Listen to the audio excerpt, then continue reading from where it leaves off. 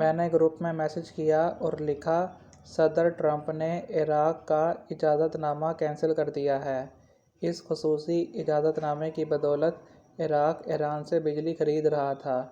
میں نے مزید لکھا کہ صرف یہی نہیں، ٹرمپ نے انڈیا کا بھی خصوصی اجازت نامہ ختم کر دیا ہے، کیونکہ اس اجازت نامے کی وجہ سے انڈیا سمندری جہازوں سے اپنی پروڈکٹ ایران پہنچاتا تھا اور پھر یہ پروڈکٹ ٹرین کے نظام کے ذریعے ایران سے ترکی جاتی تھیں اور پھر آگے یورپ میں پہنچتی تھیں۔ میں نے کہا کہ جب میں نے یہ سب سنا پڑھا تو فوراً دماغ میں آیا کہ ہماری حکومتی لیڈرشپ یہ اجازت نامے کیوں نہیں لیتی۔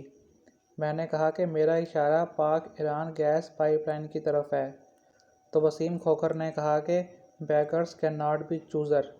رافع نے ہاں میں ہاں ملائی۔ میں نے پھر اس کے بعد کہا کہ جو نون لیگ اور پیپلز پارٹی کے سپورٹرز ہیں وہ یہی سوچ رکھتے ہیں۔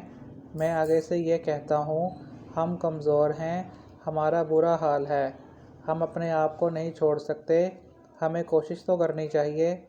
پھر رافع نے کہا کہ اس ملک کا کچھ نہیں ہو سکتا، خدا اس قوم کی حالت نہیں بدلتا، نہ ہو جس کو خیال اپنی حالت بدلنے کا۔ تو میں نے پھر آگے سے یہ اسٹیکر بھیجا، مرحبا مرحبا یا مصطفیٰ صلی اللہ علیہ وآلہ وسلم۔